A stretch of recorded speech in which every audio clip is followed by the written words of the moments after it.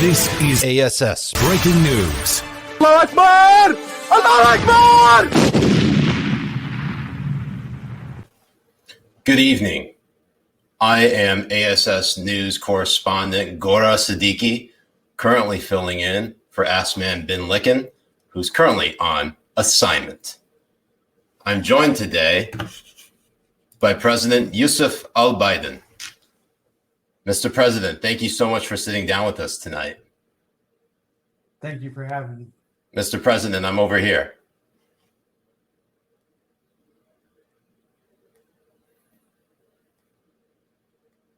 Good to see you. Good to see you too, George. Stephanopoulos. It's actually Gora Siddiqui. Oh, Siddiqui. I'll take a chai halib, please. Sir, we're here about your sit-down interview. Mr. No, President. Wait. No, chicken nuggets, please. Not the hamburger. Mr. President, I'm a journalist. I'm not here to take your order. Oh, I'm sorry. Yes. As you could, I mean, I get it. We don't all work at 7-Eleven, but I can hook you up with a good gas special later on. So, but what would you know? You don't drive. Anyways, Mr. President, let's get into our interview here. I'm not allowed to drive. What? I'm not allowed to drive. Tell I us. can barely make it to the bathroom. Well, you don't have, but Mr. President, you're peeing right now. Do you not feel that? You're leaving a pool right down at your feet. It's warm. It's warm. Thank you, George. It's good, but thank you. Anyways, Mr. President, I want to get into some serious questions here. Obviously, want to talk about the vaccine rollout. You said to the nation there's a 7-week sprint, and hopefully by the time we get to July 4th, we'll be able to finally hug our grandchildren.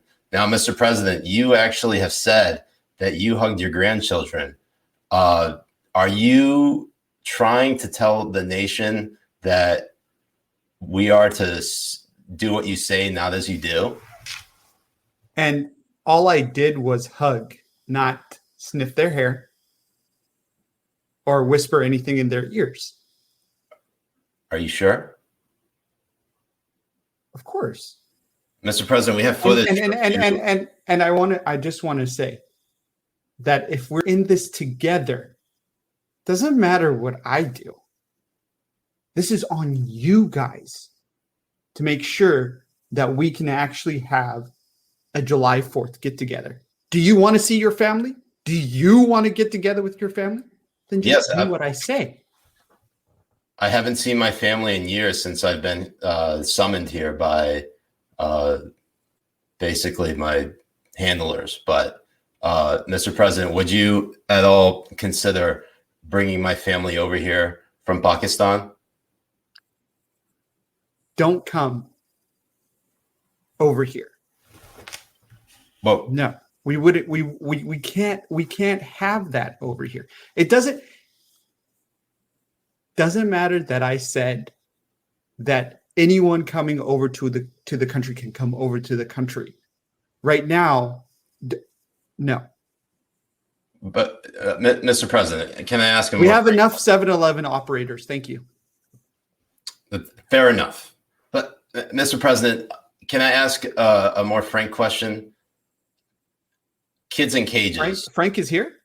No. But I'd like to be Where's frank. Frank. I haven't seen Frank in so long. Where is he? No, Mr. President, sir. Frank's not here. It's just you and me, and the camera operator. His name is not Frank, but also is Gora.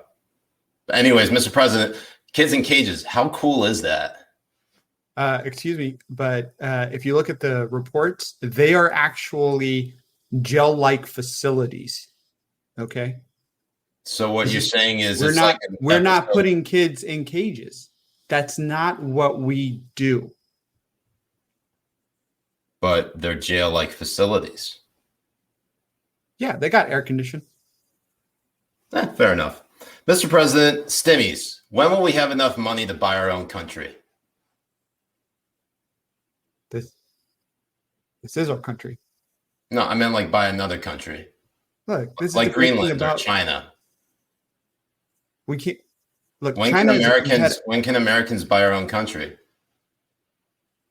Let's start with Mexico and work our way down. Are you sure? I mean, we talked about Greenland in your predecessor, President Trump. He said he was going to buy Greenland. Please don't mention. What? Don't mention that guy. I will take him in the back and beat his ass. Don't mention him. What do you mean take him in the back? You mean like you're going to make sweet love to the former president? I will take him in the back. Fair enough. Finally, Mr. President, the filibuster. It says you want to get rid of it and then re-implement it. What are you trying to do here? Well, look, it's very easy. When the filibuster is being used by Republicans, that's white supremacy. When Democrats are using it, we're preserving the way of the American life. Okay, so it's very, very easy. So, like, you know, when my wife says that I can't touch the kids when they come over, I filibuster, and I tell her to shut, and I touch these kids. Wait, filibuster? Filibuster? You barely know her. Frank used to say that. Man, I would have liked to meet Frank, Mr. President. He sounds like a cool guy. It's great. Well, thank you so much, Mr. President. And everyone, welcome to another Habibi Power Hour. Was it a mistake not to anticipate this surge? Well, first of all, there was a surge the last 2 years, and 19 and 20, there was a surge as well. This one might be worse. No, well, it could be. We're not going to send a 10-year-old back across the border. That was the policy of the last administration. That's not our policy. He understood the gravity of it, and he was pretty much fed up and kind of at the end of his rope, and yesterday was a really bad day for him, and this is what he did.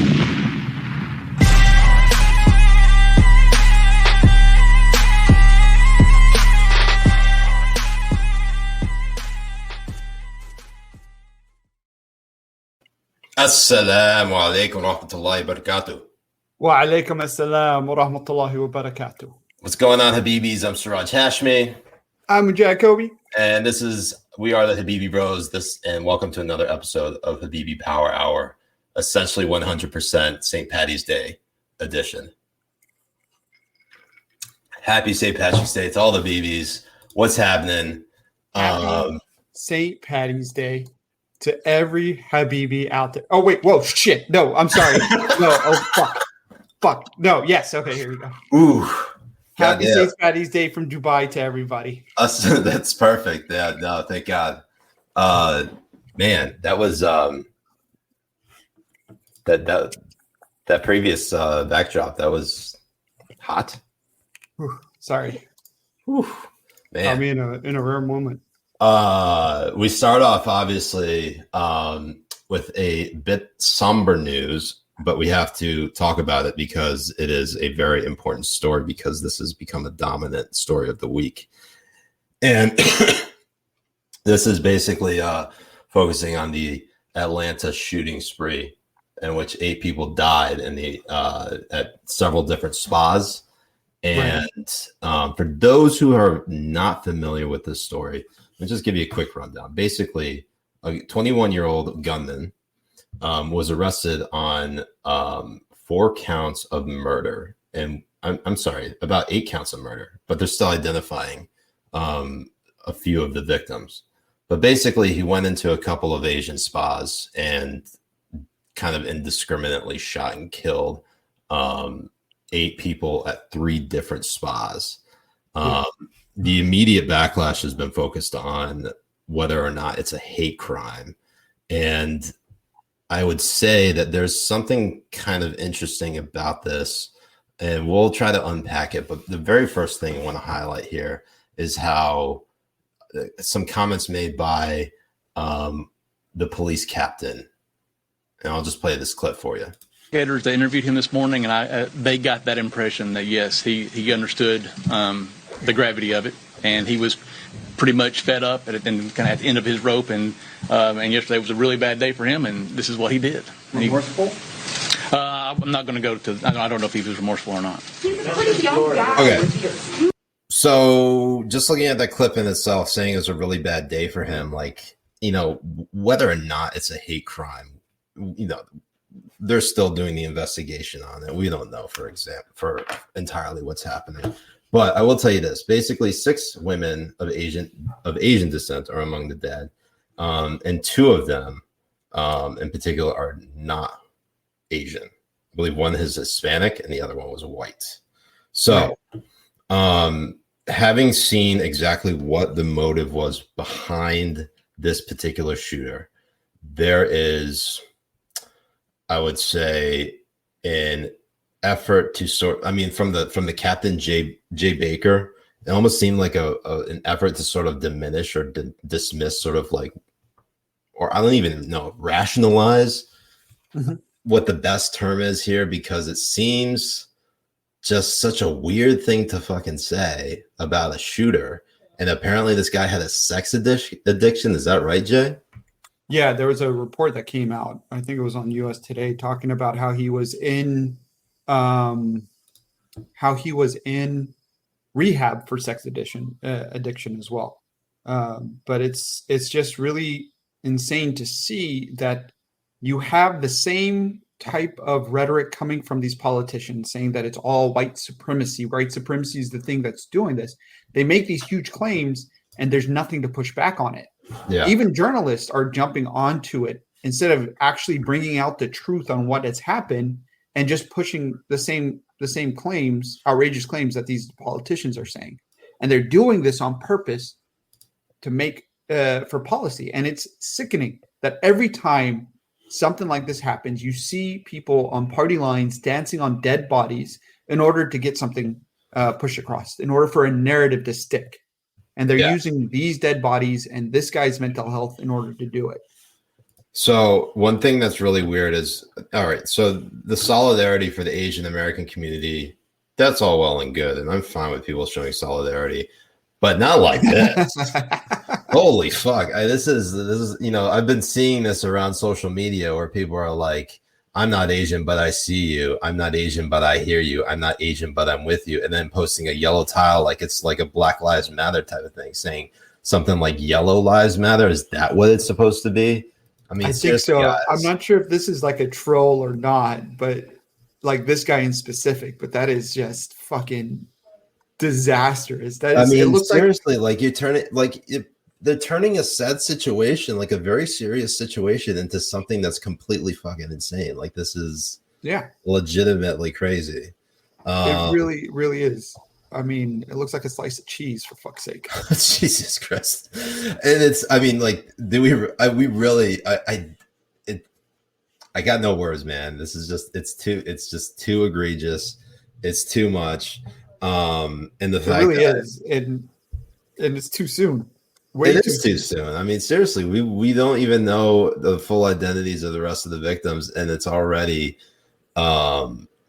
gone to the level of heights where people are talking about this massive level of Asian American discrimination. I mean, we got this clip here from White House Press Secretary Jen Psaki. Look at this. You know, go ahead. The president said in the Oval Office he didn't, I'm going back to Atlanta, and then I want to ask you another question on the border. But the president said in the Oval Office he didn't want to make a connection on the motivation of the shooter in Atlanta. But to broaden it out, why does the president think attacks on Asian Americans are increasing in this country? Why does he think that's happening?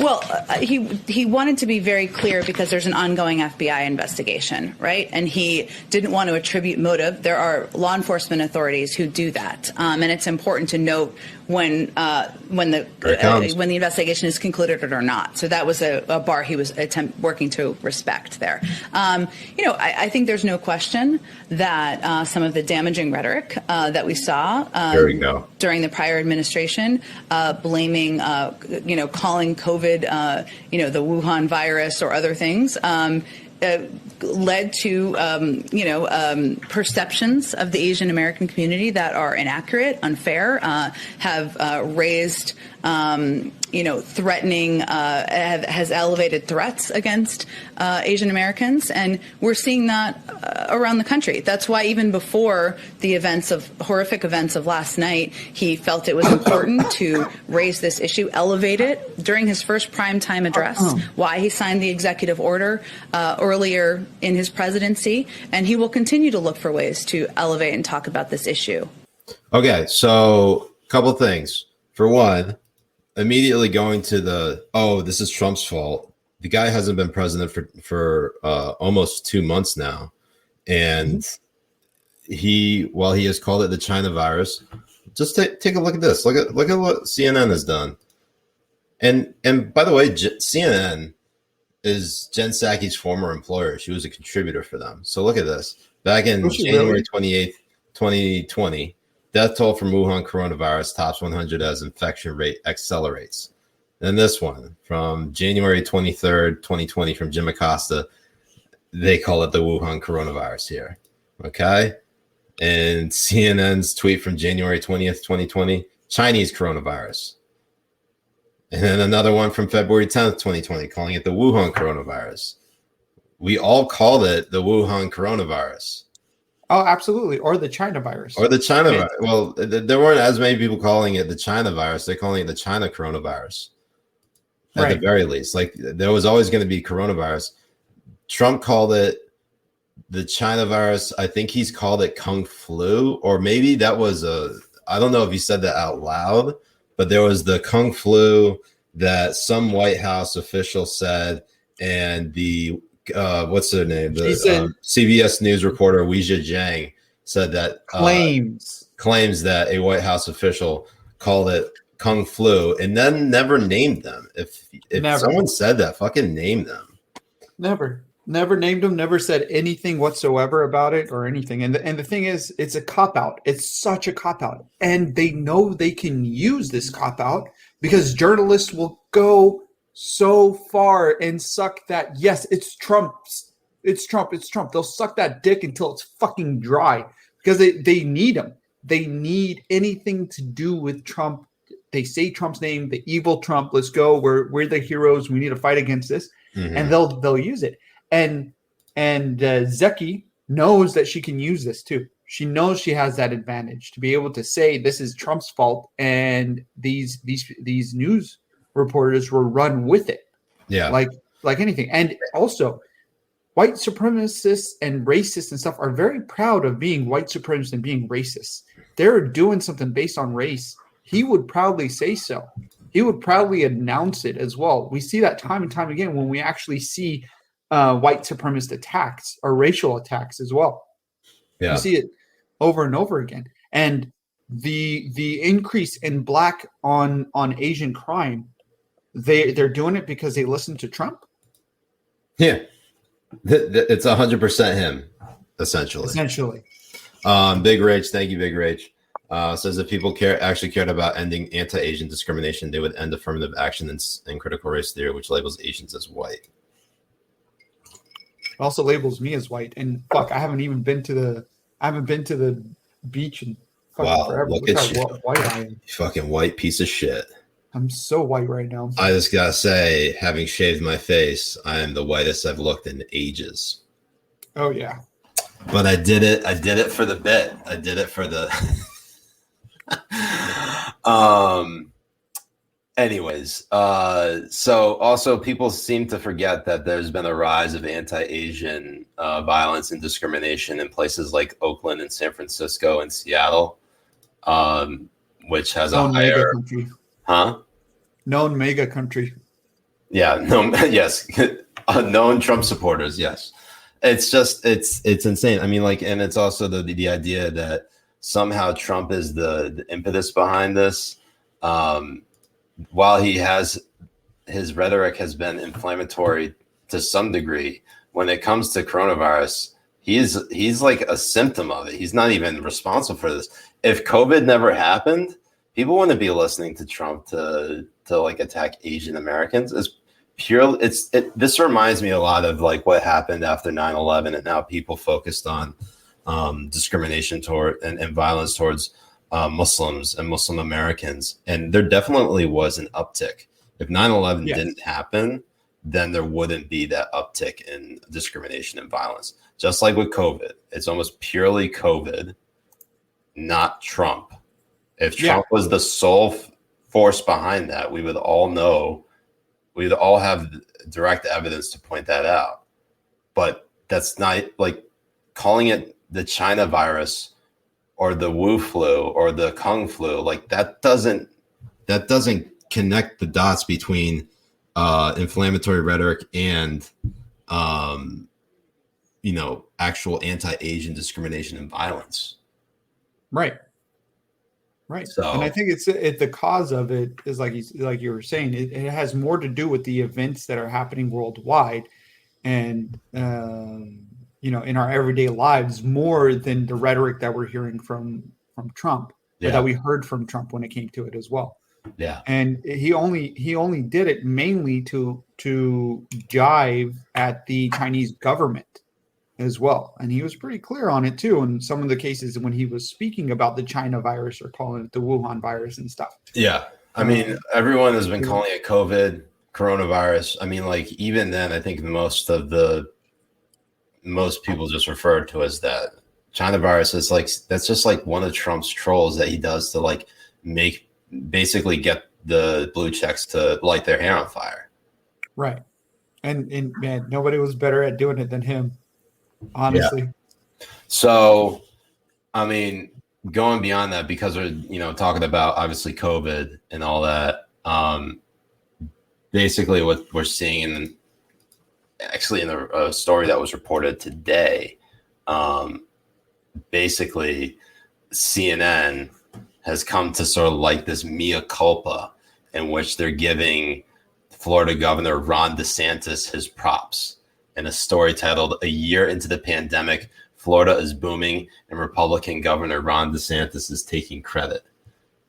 And so, I mean, it kind of, if you read it, basically they're saying that his gamble and taking a laissez-faire approach to not shutting down Florida is paying off.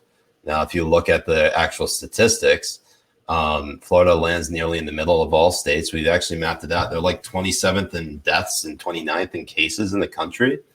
And the state has about 3% more COVID-19 cases per capita than the U.S. overall, but about 8% fewer deaths per capita. And then it goes on to say that more than 32,000 Floridians have died of COVID-19. And they say that, I guess, according to today's numbers, the death rate ranks at 24th in the nation. So top half, but still, that's right. Mm-hmm. That's basically in the middle for a big state that never shut down. It's kind of a very big touristic state too. Huh? Yeah. No, I was saying it's a very big touristic state too. Has a nice big population. Has a dense area in Miami. And he really did it right, I think, and he handled it right. He handled the media perfectly with it as well, and he handled teachers unions very well, and he was doing everything based on the needs of the people in the state.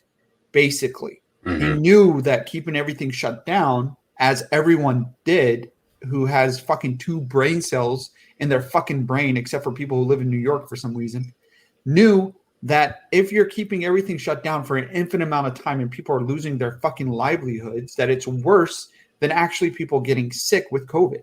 And there needs to be a balance within it. And now that we knew how to treat it even better, I mean, there's less deaths, even though people are getting it, because fewer deaths. Fewer deaths. Sorry. Thank you. You fucking because people are understanding it and able to treat it a lot better than they were before, especially in our health industry. Yeah.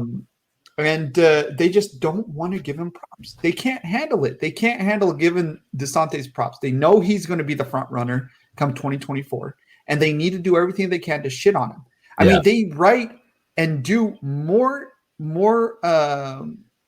shit reporting on DeSantis when he fucking farts compared to the 11,000 deaths from Cuomo and fucking 6 sexual harassments later. He's done. It's insane. You just look at the difference in reporting and comparing the two. It's fucking disgusting. Yeah. Real quick, Los BB says, "Happy El Patrick's Day, Habibi. Siraj didn't know you could get a Brazilian on your face." Did you use hot wax? It would appear that way, wouldn't it? Yeah. Everyone's now dunking on my face. Let's see. Faye comes in here and says, "Where is it? Fuck. It was here somewhere." Everyone's talking about how I look like an intern. Right. Yeah. I don't know. I can't find it, but it's okay. Everyone thinks I look like an intern, and now I'm going to become Ben's intern. So, anyways, or that I look like a Chad or a frat boy, and that I look whiter than basically everyone. So, anyways, but back to DeSantis. When we're talking about, you're going to shoot up Asian massage parlors. I mean, fuck. God damn it, Jay! Can't bring you anywhere. Piece of shit. Anyways, as we were talking about, DeSantis is a huge threat, which is why there's such a concerted effort from some in the media to try to undermine him and basically derail him. Because yes, if Trump doesn't run for president in 2024, you bet your ass that DeSantis is. And I have a premonition that DeSantis will not run for president if Trump runs, because he is a very savvy politician. I actually like to liken DeSantis to little brother who's watching big brother Trump do all his fuck ups and then learn from him and not do that. Yeah. And basically it has paid off tremendously because the guy is very savvy. He knows how to handle the media. He knows how to keep a lid on it, and basically say what needs to be said and nothing more, and not go off the cuff or go off the rails. And he has filled his entire administration with women, and particularly minority women in his cabinet, as well as other minorities. So he's gotten he's deservedly gotten the praise from not only Trump Republicans, but non-Trump Republicans, the center right, who like him and don't really see much of any flaws with him. So if he were to run for president, there's a very good chance that he will win the nomination and the presidency. Unless Democrats are fucking terrified of that. They are. And the grifters, the anti-Trumpers, or whatever the fuck they call themselves, like the expert bitch tits and the Jonah Goldberg or Goldenberg or whatever. It's Goldberg. Goldberg. Sorry. Thank you. Both of them, I think, are very, very grifty. I think they're very grifty, especially with their anti-DeSantis stance on a lot of things. I mean, Jonah came out with a tweet just the other day when he was didn't want to praise DeSantis too much because he once said a good thing about Trump, and that made Jonah say that, oh, this guy's character isn't in place with conservatism and shit. It's like, you know what, bro, go fuck yourself. All right, we see through this completely. Like, it's basically like, if you've never done this, cast the first stone type of shit. And you know this, like Jonah and fucking bitch tit hairy nipple Tom Nichols, that they're nowhere near this shiny, squeaky clean Republican that they pretend to want to see all of a sudden when Trump became president. Yeah. Because before Trump became president, they were saying some really fucked up shit too. And especially when it came to Obama's presidency and the way he was handling things. Mm-hmm. And now you have Biden, who's even more far to the left, especially when it comes to a lot of the policies. Right. And then you see them tweeting like, oh no, Biden's doing this. It's like, no fucking shit, you dumb shit. We all knew he was going to. Yeah. Fucking dumbass. Nate M, thank you. Nate says, keep Siraj away from the Lincoln Project creeps.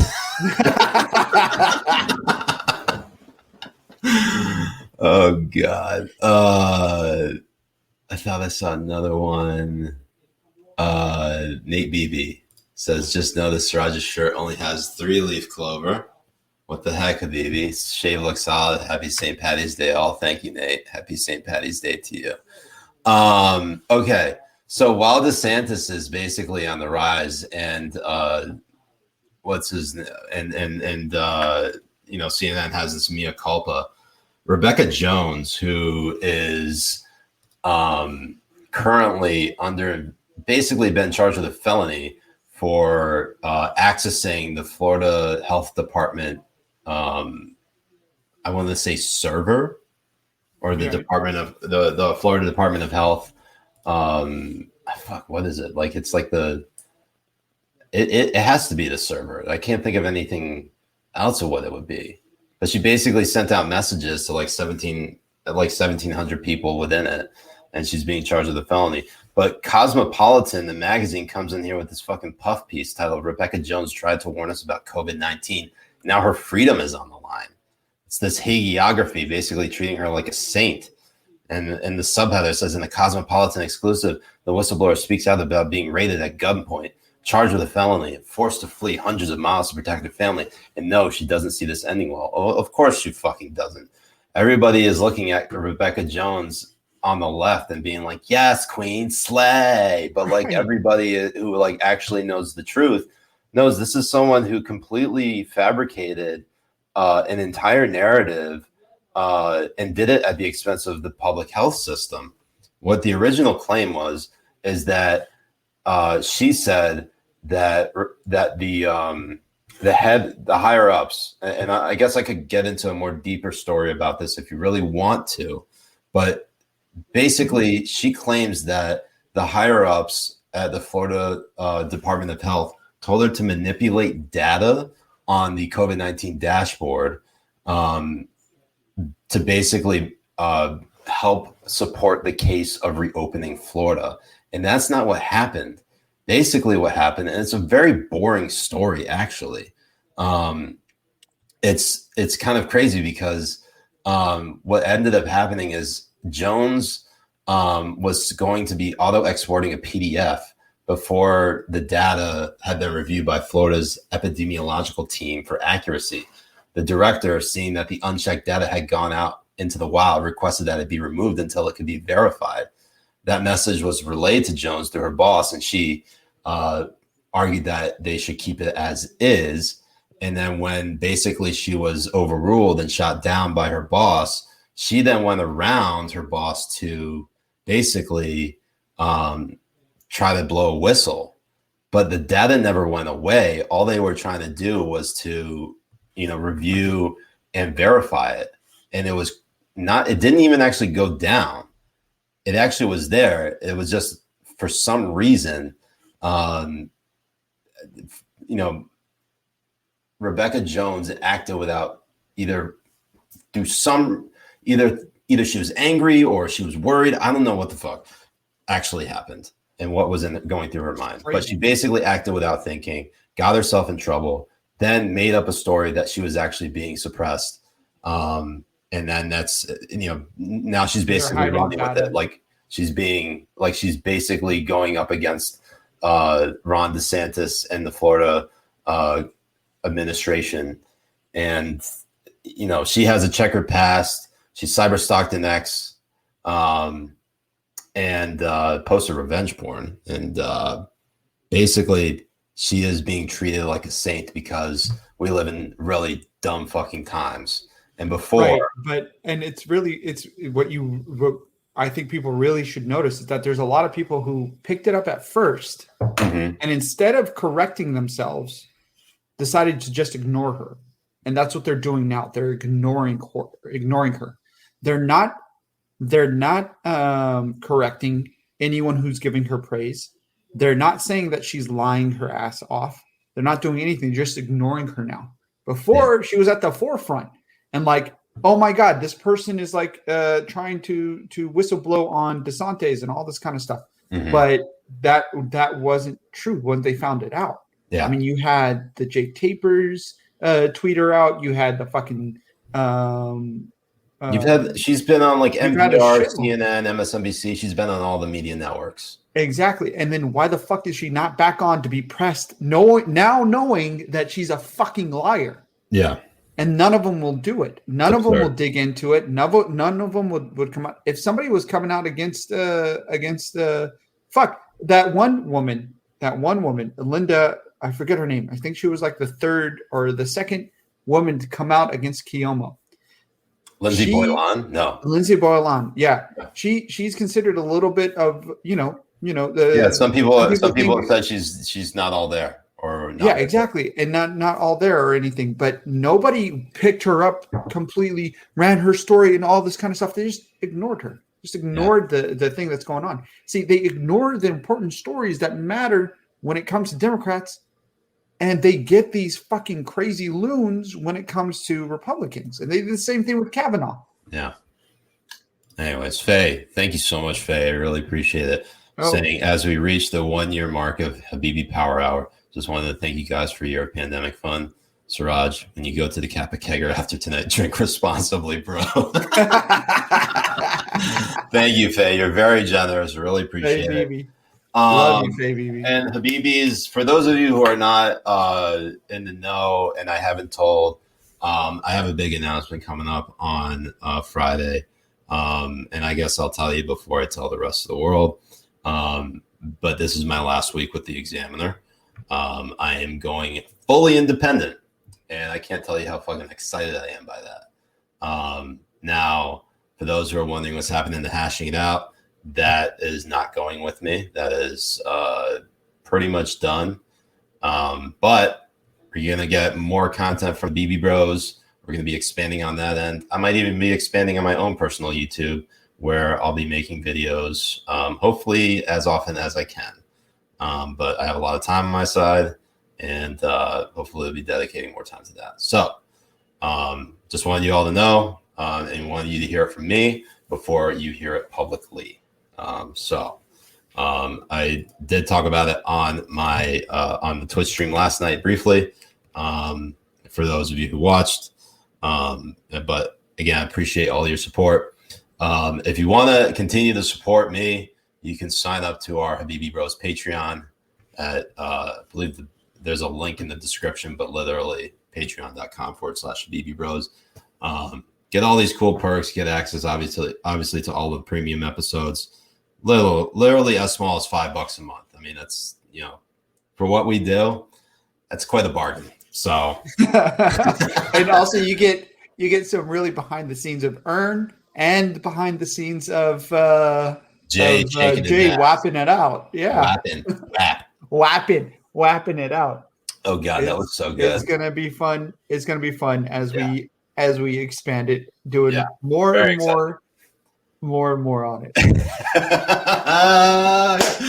Oh God! Finally, we can now get memes back on Twitter. Okay, so I haven't told many people this, but one of the reasons why the Sharia memes went away is because after, if you remember, in January 2020, when I was getting canceled by Fox, I changed my name to Sharia Now, and the editor in chief basically was just like, "What the fuck are you doing?" And basically put me on a ban on all Sharia memes. So I have been on I have basically not posted any Sharia memes since that incident. So we'll see. I won't force it. Obviously, it'll only come at times when I think it's. You won't force it like you were doing for like the past year. Yeah, I won't force it like I've been doing with 69, but. And Connor comes in and says Siraj After Dark is going to become a 24/7 event now. Oh God. But yeah, is that why the closest is it's happening? Yes, that's exactly what it is. I've been referencing it without actually posting the meme. So anyways, so a lot more is going to happen. I'm excited about it, and I hope you are too. Anyways, moving on. Our cold open, we were obviously parodying the the George Stephanopoulos, Joe Biden interview. Joe Biden. A number of interesting things obviously happened, but this is the clip that basically that was making the rounds. Migrants coming in saying they're coming in because you promised to make things better. It seems to be getting worse by the day. Was it a mistake not to anticipate this surge? Well, first of all, there was a surge the last 2 years, and 19 and 20, there was a surge as well. This one might be worse. No, well, it could be, but here's the deal. We're sending back people to, first of all, the idea that Joe Biden said come, because I heard the other day that they're coming because they know I'm a nice guy and I want to do They're what saying Trump did. this. Yeah. Well, here's the deal. They're not. Do you have to say quite clearly, here's the deal, they're not. Yes. They're I can wearing say the quite clearly, shirts. don't come and what we're in Who the pro- printed the fucking shirts, Biden? Who gave them the shirt? Why do they have the shirts? Dude, it was Soros. do you have to say quite clearly, don't come? Yes, I can say quite clearly, come. don't come and what we're in the process of getting set up. Don't leave your town or city or community. Put on that mega hat. Mr. Biden, put on that mega hat. Joe Biden said, come. But you know what that stands for, right? Canada, United States, Mexico. That's exactly what it comes you know, from. he's all North American. So, who built the shirts, Joe? That's a good question. Who the fuck built the shirts? Who printed those shirts? That's insane. It's insane that they have those shirts and those billboards and shit. And the funny thing is, hold on. Connor comes in with a classic. Come on.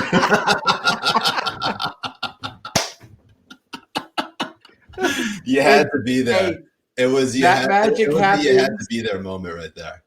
That magic happens gaming with us. Oh god, it's so good. No, but what was really hilarious on him saying that he never said that is that in the debates when he was pressed on them deporting 3 million people, on them doing all that kind of stuff when he was vice president, he says, no, this will be different. When I'm president, I encourage you all to come over, come over here. He said these things while he was debating and while he was a candidate. Yeah, they happen, and you will not see any. You will not see. You will become Nazis. You will not see anyone come. Don't come. You will not see any. You will not see any of these fucking fact checkers actually fact check this motherfucker. And during these interviews, you won't see Glenn, whatever the fuck his name is, that dick face over at Washington Post, do it because he's too busy. He's too busy covering for him. He's too busy saying like, no. That Tim Cotton saying or any blank Republican saying that Biden said this. No, they're wrong because Biden did a gaffe. It was his letter. It was whatever. He's too busy covering for him to actually do his fucking job and fact check Biden when he says shit like this. Yeah. So interestingly enough, former President Donald Trump, he did an interview with Maria Bartiromo on Tuesday on Fox News, and he's blaming President Biden for the border crisis. And I mean, every president does this where they blame their predecessor. We just saw it with Jen Psaki blaming the Trump administration for the anti-Asian discrimination and violence. Right. President Trump for if people like to get on him for being too tough on immigration, and for some reason Joe Biden is too weak on immigration. It's actually kind of interesting because he is talking out of both sides of his mouth. He has basically saying, come, don't come. By the way, I don't know if people saw the ticker, but basically, Jay, what can you tell a migrant and also say in bed? Don't come. Boom.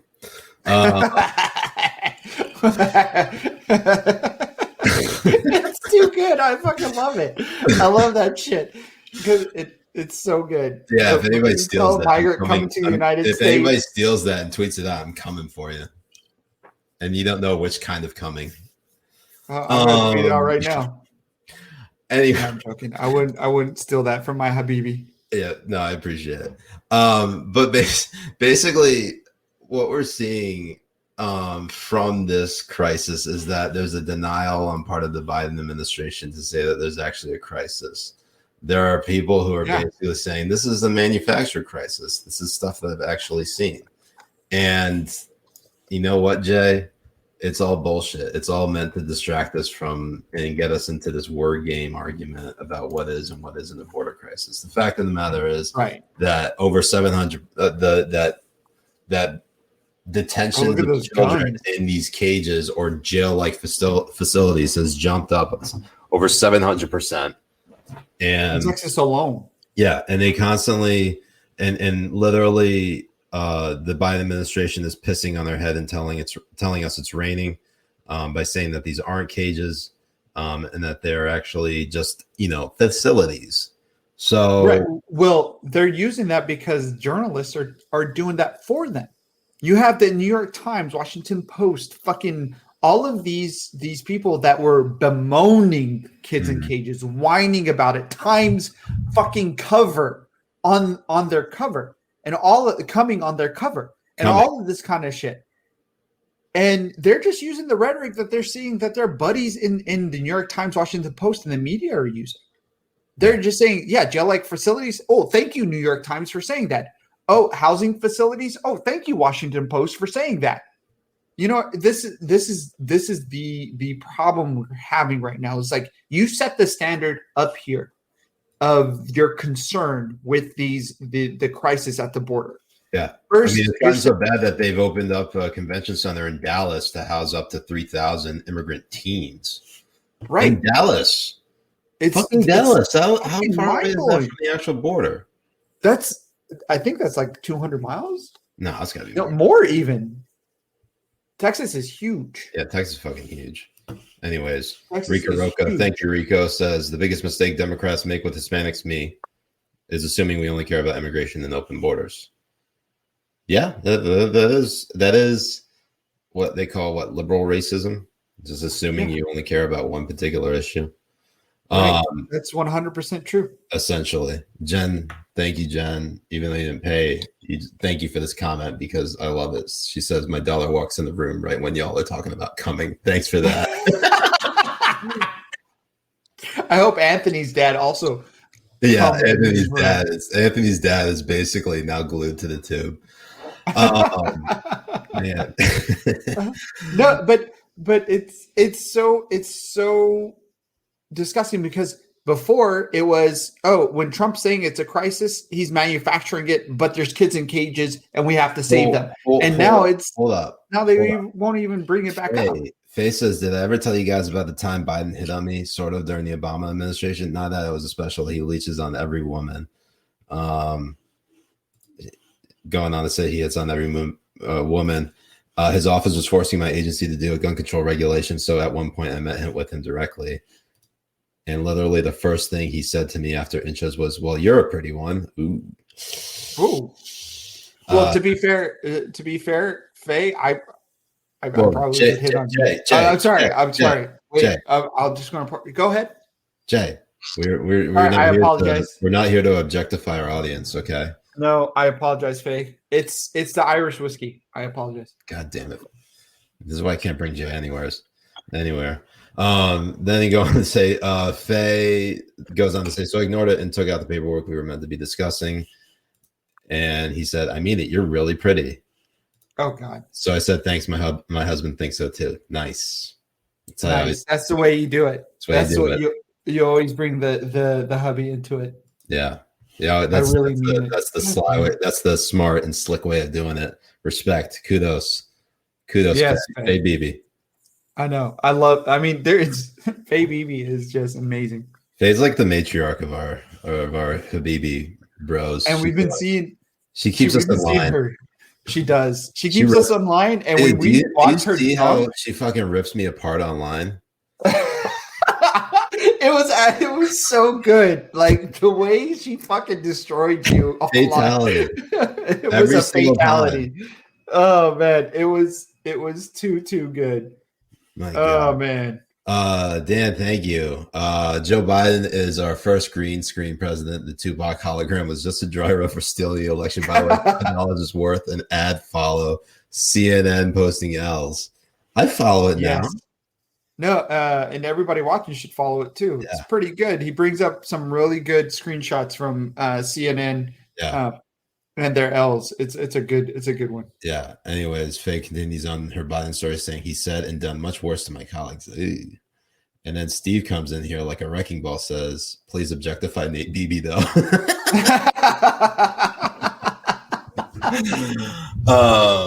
Okay, so we were still focusing on the border crisis. So basically everyone within the Biden administration is in denial that there's a border crisis, but like literally the fact of the matter is like you're having think pieces literally written like this: kids in cages is a distraction. The real problem is a lack of migrant housing.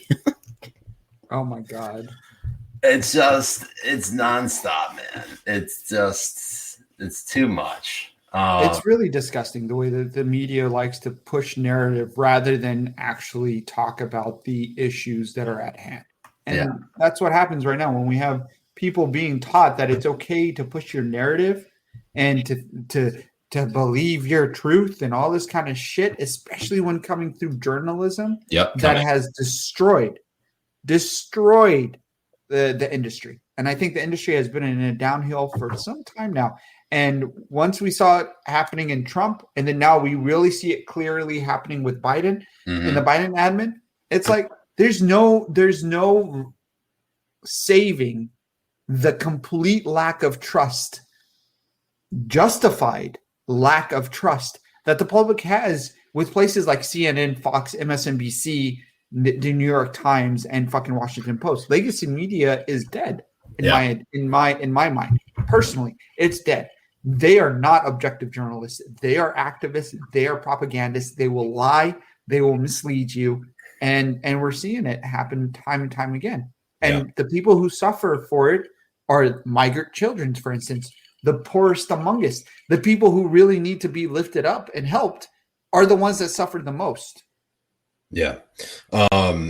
It's getting worse, not better, as George Stephanopoulos, aka Gora Siddiqui. By the way, Habibis, for those who aren't familiar with Urdu, Gora literally means white person. So and Siddiqui means friend. Yeah, I think so. In Urdu, I think. No, it is. Siddiqui. Does it? It does. Does it? Maybe. I bet you. Anyways, JJ coming through. What's up, Habibi? Happy St. Patrick's Day. Anyways, moving on. In President Biden's interview, George Stephanopoulos asked him about New York Governor Andrew Cuomo and the scandal that he's currently that's currently the shit he's in. Of New York. I know you've said you want the investigation to continue. If the investigation confirms the claims of the women, should he resign? Yes, I think he probably end up being prosecuted too. But how about right now? You've said you want the investigation to continue. You saw Chuck Schumer, Senator Gillibrand, majority of the congressional delegation don't think he can be an effective governor. Right now, can he serve effectively? That's a judgment for them to make about their state where they can be effective. Here's my position. It's been my position since I wrote the Violence Against Women Act. A woman should be presumed to telling the truth and should not be scapegoated and become victimized by her coming forward. Tara Reid. But there should be an investigation to determine whether what she says is true. That's what's going on now. And you've been very clear. Every girl he's ever smelled. Gone. Yeah, every fucking minor that he's ever smelled. There could be a criminal prosecution that is attached to it. I just don't know, but let the investigate. And I don't know what it is, but I start with the presumption. It takes a lot of courage for women to come forward. Some are not, anyway. It takes a lot of courage to come forward. So the presumption is it should be she was going to say some are not investigated, and that's what's underway now. All right, so the audio is a little bit quiet on that. I couldn't really do anything about that. I just grabbed the clip from Twitter and threw it up there. So sorry about that if that came a little bit too quiet. Lo says, what does suck my dick mean? God damn it, Carlos. Fuck. Yeah, so this is interesting development that happened. Jesse McKinley from the I want to say that, no, he's not from the Wall Street Journal. No, he's from the New York Times. New statement from New York Dems chair. Now that most Dems elected officials has made their views known, saying New York Governor Cuomo should resign, and the governor has made clear that he has no intention of resigning, it is time to focus on getting the work of government done. It is literally the well, nevertheless type. That's exactly what it is. That's exactly what it is. And apparently, Cuomo is opening up the state apparently next week because he doesn't want to be impeached because the New York Assembly, in the report today, retained basically the white collar law firm Davis, Polk and Wardwell to lead an independent impeachment investigation into multiple allegations of sexual harassment against Andrew Cuomo. And basically, the attorneys, I don't think there are any major ones who are that we know of. Oh, Greg Andres. He was a senior prosecutor on special counsel Robert Mueller's team and the lead prosecutor in the Eastern District of Virginia trial of former Trump campaign chairman Paul Manafort. So now you got a little bit of crossover there. Where literally someone from the Mueller probe is hopping on the Cuomo probe. That could be interesting. That's going to be a nice one. Yeah. So how quickly is that dude going to get, basically have his entire home vandalized with spray paint, calling him a traitor? It's going to happen soon. Know it will. Yeah. You know it will. So, go ahead. No, I was just going to say it's very, very, very fucking fascinating watching the same people who called every Republican a fucking coward for not voting to impeach Trump coming out and saying shit like this when it comes to Cuomo. Yeah. Coming out and basically saying, oh, well, nevertheless, all right, he's not going to resign. Nothing we can do, which is absolute garbage. And the funny thing is like how people actually buy that shit. Yeah. This is disgusting. And we've had the lack of media attention on this shit needs to be fucking told. I think it's a fucking scandal in and of itself.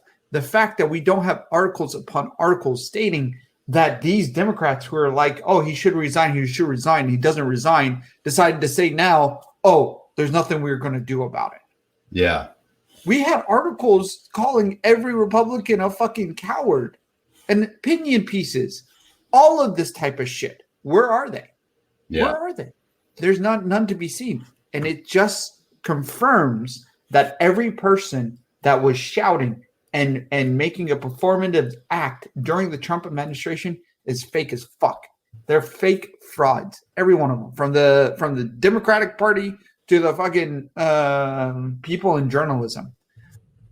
Yeah, and I mean, what's interesting is how everybody's saying that don't Al Franken Andrew Cuomo. And look, I'm perfectly fine with an investigation into his sexual harassment and assault claims. The fact that he allegedly grabbed one of his aides and basically fondled her.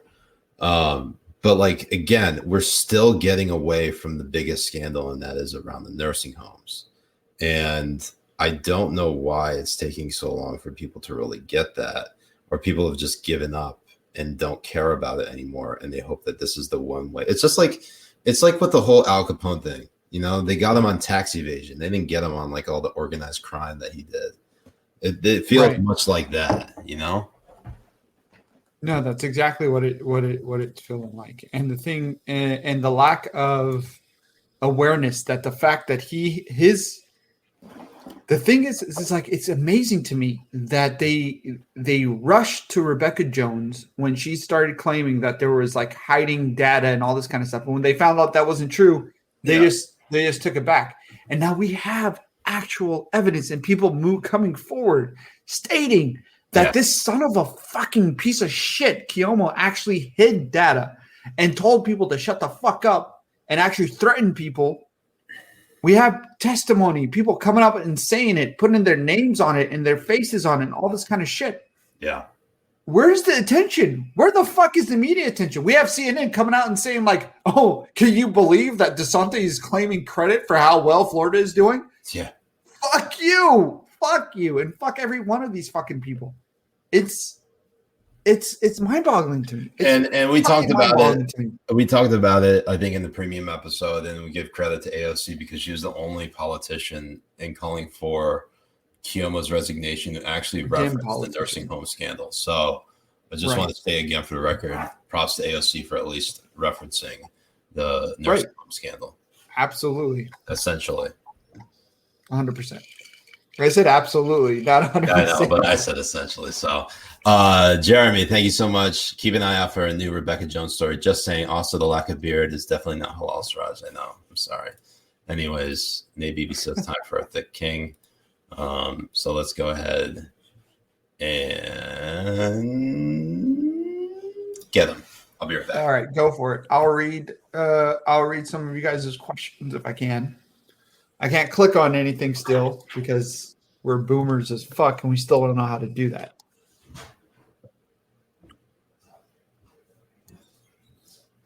There's no way Whitmer is going to get recalled. It would be amazing if she did. Anthony, you know just as well as Dan and just as well as Fuzzy that you can go ask your own mother and she'll let you know the technique I use on my tongue. See, the good thing is that when speaking Arabic, we roll the tongue. So for R, for instance, we roll it. It's like ra. So we roll it even more than the Spaniards do. So it's like r. So we know how to get that play going, especially when it goes into your mom's booty hole.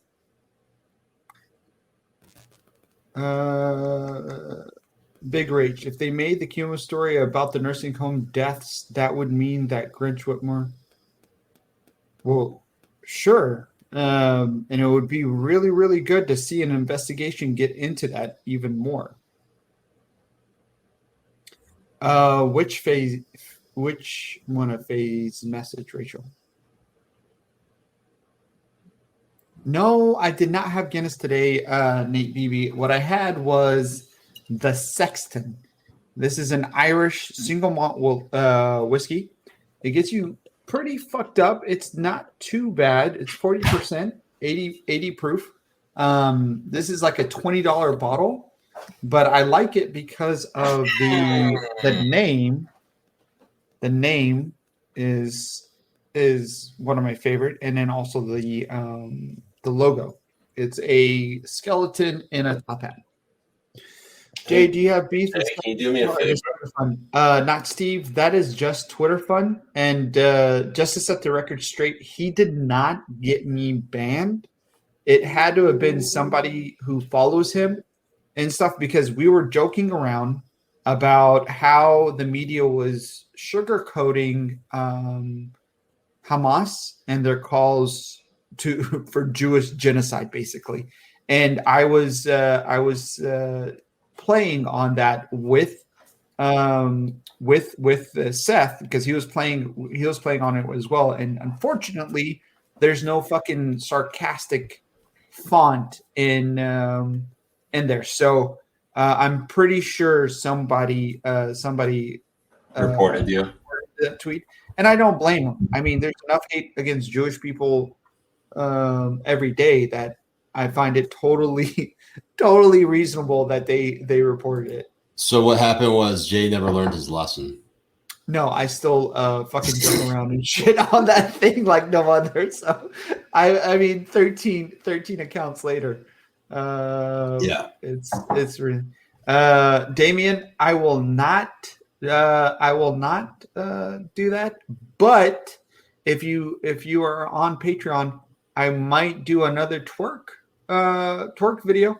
I'll do that for you, Damien. Consider this like our OnlyFans, right? This is exactly what it is. 11 Doctor says Newsom recall made it. Really? I'll have to go check that out. No, it did. Since we got Ernie up in the heezy, look at this shit from Matt Walsh. It says dogs should not be in the White House or any other house. They are smelly beasts and belong outside. You know who also says that? Almost every single Muslim I know. Right. It's almost. Almost. My dad, he stayed. There was a little when he came to the United States. We lived in Oklahoma first, and I remember he stayed in the car for like 30 minutes after work because the neighbor's dog, which was just a little bit bigger than Ern, was barking at the door, and he just sat there for 30 minutes, not getting out of his car. Sorry, I didn't mean to remove myself and Ernie. I meant to remove that. I hit the wrong button. I guess I'm going to be sent to Gitmo. No worries, you fucking boomer. Yeah, I mean, a lot of Matt Walsh's takes, to be honest, like, are garbage, are complete pieces. Like, they're shit. Yeah. They're really shit. And Vince is right. It's whatever gets that sweet attention, he'll tweet it out. Boom, right there. Real quick, we would like, before 69 minutes, you're right. Before we get to our final segment, we would like to do this, our Habibi patron shout out. These are all the gold, platinum, and demigod Habibis who have been supporting us through the Patreon. We got gold Habibi, Eric Halverson. Thank you, Eric, for contributing. Halverson? Halvorson? Oh, Eric Halverson. We have Jeremy Redfern. Thank you, Jeremy, who upgraded from being a gold to a platinum Habibi. So salute, Jeremy. Salute, Jeremy. And Jeremy, answer our message when you want a game, sir. Respond, sir. And then we have Bike Practicer, who literally, out of the graciousness of his heart, went from literally a platinum Habibi to a Habibi we haven't even created yet. We're going to call it demigod Habibi. So thank you so much for that. Thank you, sir. In any event, we love to get to our final segment, which is Ask Us Anything. So Habibi, send in your questions. Let us know what you think about the show. Let us know if you have questions about our premium episodes that we haven't that we talked about and didn't get a chance to maybe expand on or answer, or even just things that are on your mind. Let us know. Jay, I have to let you know that hat is looking extra sexy on you. Really? Thank you. You should see it with my shirt off. Should I take the shirt? No, I'm just playing. I'm not going to take the shirt off. Not this time. Hold on. Here. Hold on. Dan said, let Jay say all the names. What the fuck? All right, let's go back. We're going back. Rewind. You didn't see any of that. All right, Jay, say that. What does that say? Habibi Patreon shout out. Alhamdulillah. What does that say? Eric Halverson. Oh, mashallah. What does this say? It's Jeremy Redford. I believe it's Jeremy. Jeremy Redfern. Redfern. You see how I roll that R? And it's Bike Practitioner. Bike Practitioner. All right, next time. Whoa, Anthony Rivera. Holy shit. Got my stimmy check today. Here's your 10% cut, you gobos. You got damn. Thank you so much, Mr. Anthony. Cheers to you, Anthony. Anthony, hope your computer is back up and running. Let us know when you're down for gaming. Anthony Rivera, yes. Platinum Habibi. Hoping we could play games with him this weekend. If not, we'll try to do it the next week or weekend. I definitely got a number of my schedule has opened up tremendously, but I'm doing a lot more stuff. So like in the coming weeks, you'll hear more about it. But tomorrow, on Thursday, I think I'll have my final Fox News hit as part of the Examiner, and I'll be on Neil Cavuto's show, which is a 4 p.m. hour Eastern. So heads up on that if you want to check it out. That's a good slot. That's it's a good slot. 4 p.m. and 1 p.m. out here. That's not bad. Yeah, so we'll see. I mean, I'm hoping that they give me a plug, give Habibi Bros a plug, because that would be a huge leg up. So we'll see what happens. Inshallah. Steve, thank you. Steve says, I'm just sending this to laugh about Andy Dalton. Oh, bro, how messed up is it that Bears fans who went from thinking they were going to get Russell Wilson, they're going to like trade, they're basically going to move heaven and earth to get, they're going to move heaven and earth to get Russell Wilson. They settle for Andy Dalton. That fucking blows. Oh, no, my God. Was like, thank you so much, Habibi. I will not be put in a corner, Anthony. This is God tier times 2. God damn. What is going on? This is wild. Habibi. Y'all are too much. Y'all are too generous. Ooh, we got Fuzzy up in the house. What up, Fuzzy? Says, Fuzzy. Have you always been a goddamn lightweight since you're the runt of the litter, or did it start as soon as you bought your Prius?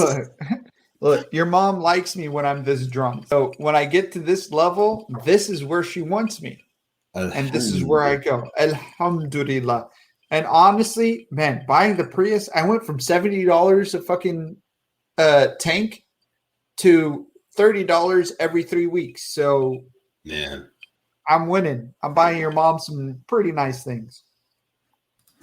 Jonathan says, yeah, sorry for bringing the sad vibes, but damn, last time I watched Siraj, he was still here. Damn.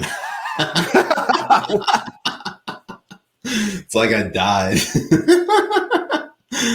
Oh, God. Oh, man. Let's see. Rachel says, I'm taking donations. She's trying to get in on this. Let's go. Shoot your shot, Rachel. Let's go. Let's go. Big Rachel needs you. Unemployed leech now. Thank you, Steve. Also, Nate M with a nice. Oh yes, very nice. He says, "When are we going to get Shangri-La law from our beloved President Ern?" I don't know. Shangri-La law. I like that. Shangri-La law. That sounds good. What's gonna happen once he's done licking these hands, getting these salt licks? Adam Nelson says, I give you $169 Canadian, but then you'd owe me money. Oh, man. Actually, it was funny. I still haven't gotten served by Sean Davis for Mommy Milky. Mommy Milky. Jesus Christ. Jeremy, we are bidding for a Jay special, right? God damn. Well, what kind of special are you looking for? Because honestly, we're coming up with some more content for the Patreon. We're really thinking of some really good ideas to be putting up on there. Yeah. But I mean, if you want, I'll do a 15-minute segment on Patreon talking about the special technique I use on everyone's mom.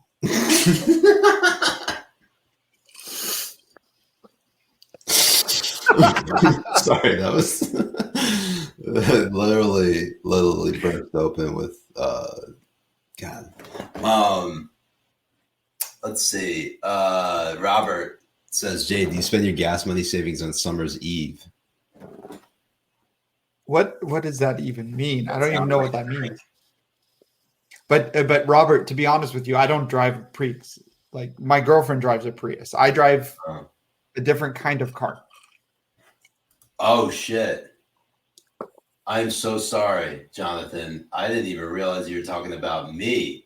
I didn't realize you were talking about your grandfather, man. This is awful. I'm so sorry. This is how rough week for me. Hashem took my grandfather exactly at this hour left. Oh wow. Oh fuck. Now I feel terrible. I'm sorry, Jonathan. Damn. Like when you reread it, I thought you meant with the middle of that and thought you were literally making fun of the fact that I shaved. And that's what I thought too. That I really was not who I am. So, wow, I am. Oof. Sorry about that, Jonathan. That's on me.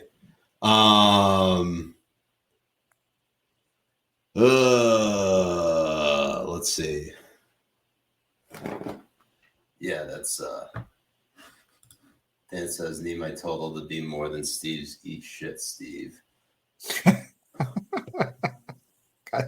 I love the rivalry between Steve and Dan. It is absolutely amazing. Yeah. Anyway, sorry, John. God damn it. Damn it, Jonathan.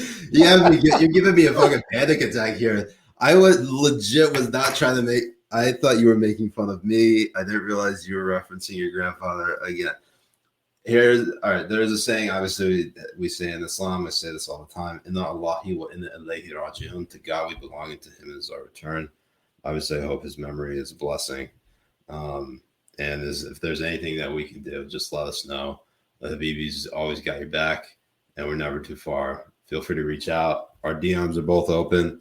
You can hit us. We can talk. We can talk on the phone, text. It doesn't matter. But if you even want to play some video games and vent, what have you, just let us know. We're here for you. Damon. Thank you, David, for a very nice donation. Thank F. Steve and Dan. Steve says matching all the haters and losers in this chat. Wait. Steve. Terry not masking up on an airplane. I don't know what the full story is on that. Do you know what it is? I saw that he just had he wasn't wearing a mask, and somebody took a picture of it while he was on the plane. And I definitely saw it. Tom Cotton was like dunking on him. Right. And somebody took a picture of him doing that. And the funny thing is I even dunked on him as well, because I was talking about how I think it was him. Yeah, it was him in 2014 and shit. How he was talking. Well, not 2014, but when he was running for president, how he was talking about the world was going to end in 2014, and he's riding a fucking airplane. Like this is the guy who's telling you guys not to turn on your air conditioner, not to ride planes, not to drive, to get a bike, all of this type of fucking shit while he's on a plane not wearing a mask. This is the image right here. You can see it's hanging off one ear. I mean, people have gotten thrown off planes for that. Yeah. So you should have been thrown off while it was in. Yes. Yeah, thrown off while the plane was in the air. See, now if we get canceled, it's your fault, not mine. I caught myself. Give him a parachute. Dan from last night, he says, Dan, I will eat your lunch, Steve. J.A., thank you, J.A. says Xbox Habibi should download Fallout 76 on Game Pass so we can have a Habibi Power Armor Squad and slay some mutants. I still have an Xbox One. And I'm on the Game Pass, so yeah, I could probably download it. We should play a little of that. Billy Finn, thank you for the very, very nice donation. Saying Habibi, very, very nice. Very nice. The 11th. It's a very nice plug for you to shoot your shot. Earn Perfect. Feet picks when. Is that not good enough? Look. The only time you get earn feet picks is if you are a Habibi Patreon subscriber. And you get them all the earn feet picks. All the ones that you need. Every single one to fulfill your desires. Let's see. Robert Billy back from Bernie jail. Big Reach says, Jay, how is it taking our mommies to McDankies with your $1,400 stimmy? Delicious. That peach pie at the end of it. Oh, Nate M says, why you don't play vaccine song? That's a very good question. Jay, do you know why? I have no idea. That's a good question. I know it stopped us from before. I would play it on my back screen, but I don't have a power enough computer yet to do that. Oh, that's okay. I got you. The vaccine, you got the vaccine, they got the vaccine, we got the vaccine. We can get back to normal, let me inform you, let's all get the vaccine. It's about community immunity, I'm talking unity for you and me. If Doc says it's good, then trust me, it's good. Now let's all get the vaccine. Alright, there is none higher. DMC, I will inspire. Time for us to trust and not debate. The vaccine, believe it's safe to take. 9 out of 10 people won't get sick. That's 90% effective and legit. This COVID thing is real and it will find you. It's killing our people. Let me remind you. Back in the days, there was polio, smallpox. Back in the days, measles and mumps, man. Back in the days, because of the vaccines, none of those things. Vaccines that work to trigger immunity. 2 shots, we got antibody security. We gotta act now. No need to wait. Get your vaccine before it's too late. For real. God bless that song. Abe, thank you so much. Abe Eckstein says, seems like a bunch of rich Jews in this chat supporting this intifada.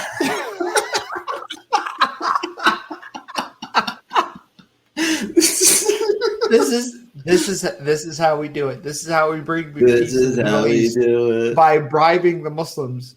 Alhamdulillah. Alhamdulillah.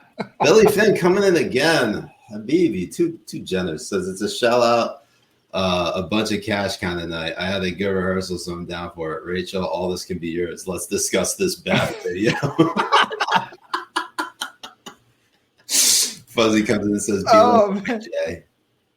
Whoa, Fuzzy. Haram. Whoa. No, seriously, I do need to go get a 10. Look at this. Yeah, this is not me. I'm more of like a bronze type of person. I just need to get more of it again. I'm going to get more of a 10, take my shirt off, and show you exactly how dark I am. Yeah.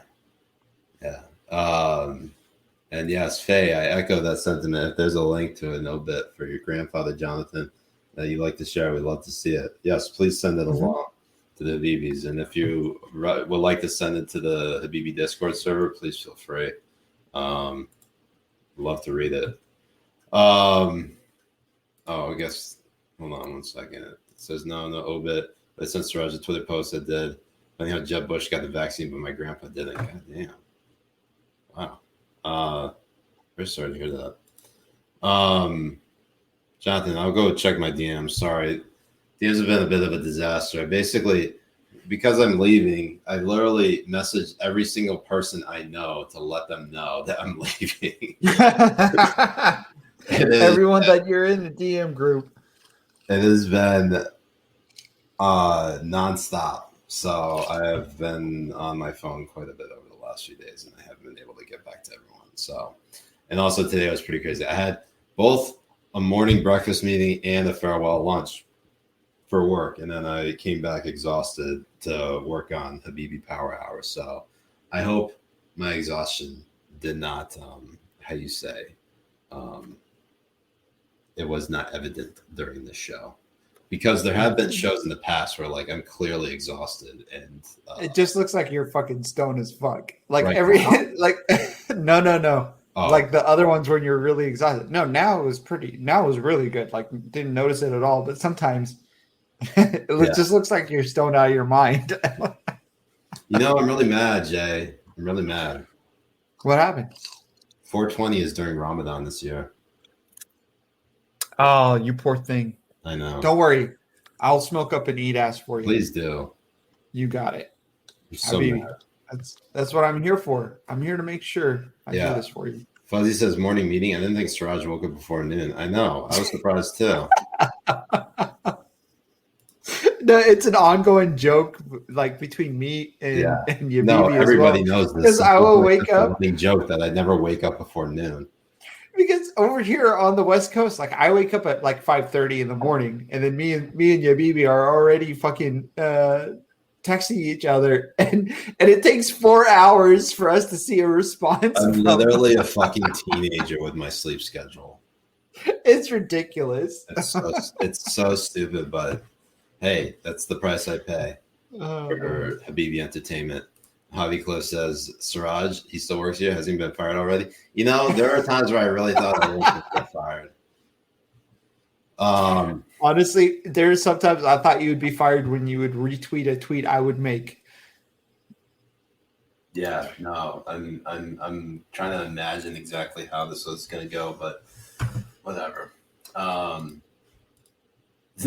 Matthew Cott says exhausted equals dumb drunk. I thought initially from afar it says dumb fuck. I was like, I'll be like, oh, yeah. Off, honestly. It does. Let's see. So, Habibis, any last questions before we sign off for the night? The 11th Doctor says, when will our great Ern find his son named Allah Akbar? Soon. Inshallah soon. Inshallah soon.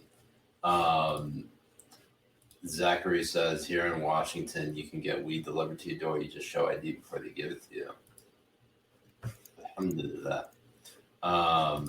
Rico Roca says, who should Celtics trade for? Who's on the trading block? I don't know anything about basketball. Shut up, Jay. No. Whoa, you motherfucker. Wow. Nate Beebe says, have you done your exit interview? Yes, I did it on Monday. And basically it was like, what's going on? That was the exit interview. And I just told them what's going on. So it's largely a difference in editorial direction. You should have just been like, why the fuck are you guys Islamophobic? And walk out there. Well, now what's interesting is that they don't have the Muslim cover anymore. So anytime they do publish, there are no other Muslims there. I was the only one. Nope, there isn't. You know who's going to write a magazine article on it, right? You know, like Seth is going to be coming out and be like, this Seth is what the Muslims. Seth is going to say, I never liked Siraj, the anti-Semitic piece of shit. Right? Fuck Siraj. Yeah, exactly right. So, it is what it is. Eric asks, when will you have Bridget Fency on the show? I know you meant Fennessy, but we're trying to get her. Habibi, it's tough to. She's a busy lady. She's got places to go, people to see, and we'll figure that whole thing out. But trying to get her on for this weekend. We just don't have anything confirmed yet, so we'll keep you posted once we do. But I'm not going to really announce anything until we actually have the interview done, because I hate announcing things that haven't gotten done, and then of course things get fucked up. So that's how it always happens in media. Is like you schedule something, you announce it, and boom, immediately gets undermined. So like, for example, remember during the early stages of COVID, I get to like the studio for Fox, and I'd like tweet out saying I'm about to be on Kabuto or Fox News, and they immediately cancel right after. Yeah, it's so that was a funny. It was like a week stint in which they did that in like September. It was nonstop. And it was to the point where literally the producers were reaching out to me saying, I promise to you we won't cancel you. And then they called me like 2 minutes later saying, we're gonna have to bump you. Every single time. Dan says, I'm announcing that Substack is offering me $Pro to write a weekly newsletter slandering Siraj Hashmi. Well, not if I beat you first. I'm going to write a newsletter on Substack that slanders Siraj Hashmi. Whoa. I've already submitted it. Yeah. Climate Playgirl. So since Siraj is self-employed, the Habibi Power Hour would be in jammies going forward, right? I sleep in nothing, so... Jay, you know who also sleeps in nothing? Tell me. Oh, really? Yeah. Well, we were a match made in heaven, but you never let me meet him. So. Yeah. Shivan says, Siraj, if you don't use Latinx going forward, I'm reporting you. Thank you. And also, please do, because he needs to do better. Yeah. And Billy really shooting a shot here with Rachel come to CT. Respect. Anyways, Habibis. Happy St. Patrick's Day. That has been all from us for the Habibi Bros and our special St. Patrick's Day edition of Habibi Power Hour. And for the Habibi Bros, I'm Siraj Hashmi. I'm Mujahed Kobbe. And this is President Ern, I should say, Mr. President. We're the Habibi Bros. Thank you so much for joining us, Habibis. Y'all have a good night.